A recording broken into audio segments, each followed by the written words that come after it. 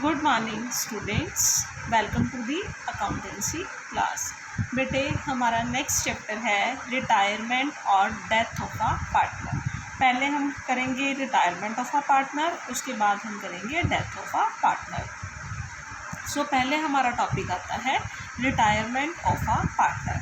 Retirement of a partner का मतलब क्या होता है कि अगर कोई पार्टनर जब फर्म से रिटायर होता है, ठीक है, जब कोई पार्टनर जो है फर्म को छोड़कर चला जाता है, फर्म से रिटायर होता है, तो उसे क्या बोला जाता है? Retirement of a partner. ठीक है, अब पार्टनर में रिटायर फ्रॉम द फर्म कब कब रिटायर होता है? If there is an agreement to that effect, अगर उनके बीच में एग्रीमेंट हुआ है, अगर if all the parties agree to his retirement, जब सारे के सारे, if all the partners agree to his retirement, जब सारे के सारे पार्टनर्स एग्री कर जाते हैं उसकी रिटायरमेंट के लिए, तब रिटायर होता है। If the partnership is at will by giving a return notice to the remaining partner of his decision to retire, और पार्टनरशिप जो है अगर विल पे है और जो पार्टनर रिटायर होना चाहता है वो रिटर्न में नोटिस दे देता है रिमेनिंग पार्टनर्स को कि वो जो है फर्म से रिटायर होना चाहता है, तब तो वो पार्टनर जो है फर्म से रिटायर हो सकता है। सो रिटायरमेंट ऑफ अ पार्टनर, उसका मतलब भी क्या होता है? Reconstituting the firm.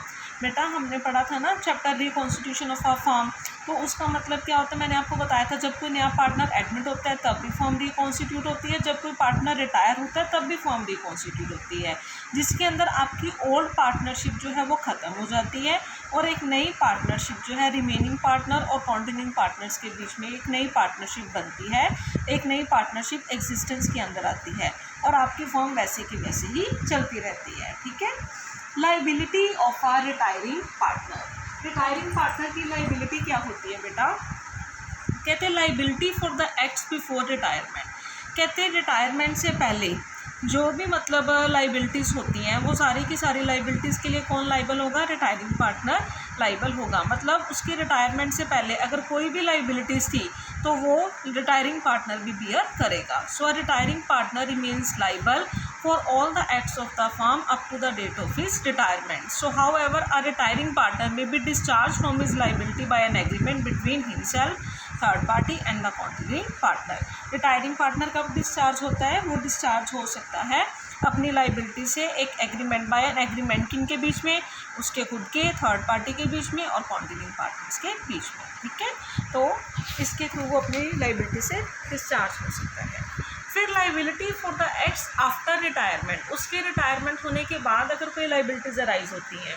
So a retiring partner also continues to be liable to third parties for the acts of the firm even after his retirement.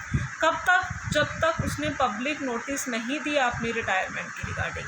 जब वो पब्लिक नोटिस दे देगा कि उसने इस फर्म को छोड़ दिया है, इस फर्म से वो रिटायर हो गया है, तभी जो है वो उसकी कोई भी लाइबिलिटी नहीं होगी थर्ड पार्टी के रिगार्डिंग।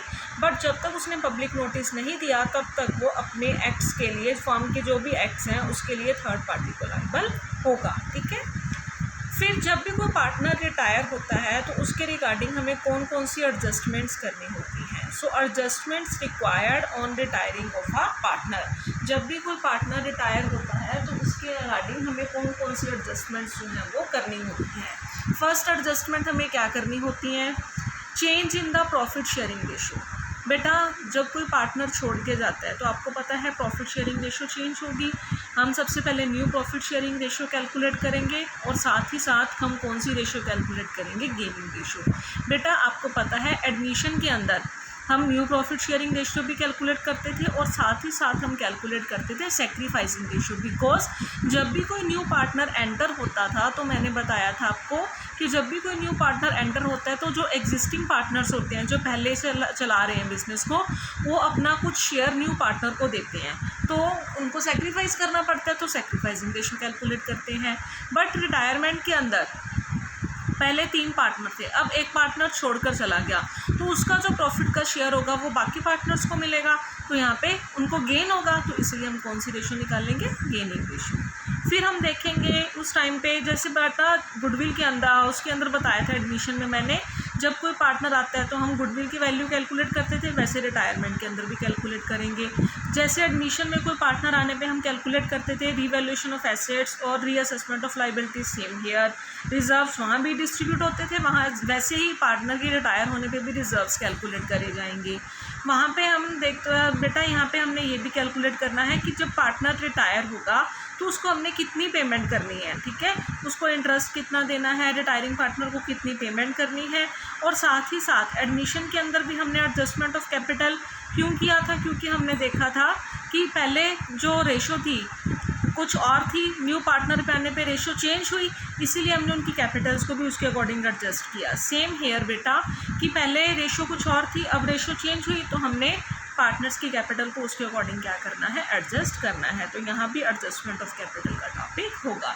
सो ये एडजस्टमेंट्स हमें करनी पड़ेंगी on retirement of a partner. जब भी कोई पार्टनर रिटायर होगा हम ये सब एडजस्टमेंट्स जो है इसके अंदर करेंगे।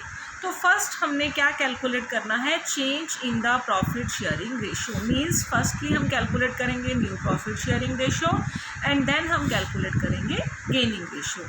तो देखो बेटा, change in the profit sharing ratio कहते जब भी कोई पार्टनर रिटायर होता है या किसी पार्टनर की डेथ होती है तो आपकी प्रॉफिट शेयरिंग रेशो चेंज हो जाती है। जो भी रिमेनिंग पार्टनर होते हैं या कॉन्टिन्यूइंग पार्टनर होते हैं उनकी रेशो जो है वो चेंज हो जाती है, क्योंकि वो जो पार्टनर छोड़ के जा रहा है या जिस पार्टनर की डेथ हो रही है उसका शेयर वो एक्वायर करते हैं जो रिमेनिंग पार्टनर होते हैं, तो इसलिए उनकी रेशो चेंज हो जाएगी।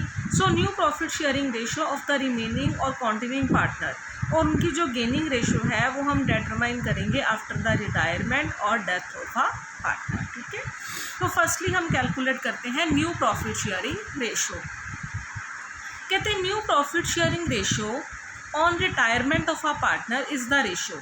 ये वो रेशो है जिसके अंदर रिमेनिंग और कॉन्टिन्यूइंग पार्टनर डिसाइड करते हैं to share future profits and losses, कि फ्यूचर के अंदर वो प्रॉफिट्स और लॉसेस किस रेशो में शेयर करेंगे। सो जब भी कोई पार्टनर रिटायर होता है तो रिमेनिंग और कॉन्टिन्यूइंग पार्टनर को गेन होता है रिटायरिंग पार्टनर का शेयर, ठीक है। जो भी रिटायरिंग पार्टनर का प्रॉफिट का शेयर होगा वो किसको मिलेगा, रिमेनिंग और कॉन्टिन्यूइंग पार्टनर को। सो इसीलिए उनकी न्यू प्रॉफिट शेयरिंग रेशो जो है वो कैलकुलेट करी जाती है। सो न्यू प्रॉफिट शेयरिंग रेशो जो भी ईच पार्टनर की होगी is the sum total of his old share of profit in the firm.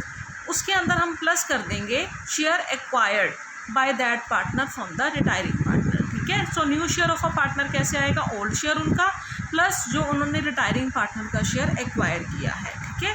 सो इस तरह से उनकी न्यू प्रॉफिट शेयरिंग रेशो जो है वो कैलकुलेट करी जाएगी। So new profit sharing ratio upon retirement में have to be determined when, कब कैलकुलेट करनी है, first when the new profit sharing ratio is not given, second the remaining partner acquire share of retiring partner in specified ratio. तो ये दो cases जो हैं हम डिस्कस करेंगे। सो बेटा कल हम इसको डिस्कस करेंगे प्रॉपरली। सो आज के लिए बेटे इतना ही। Thank you students, good bye.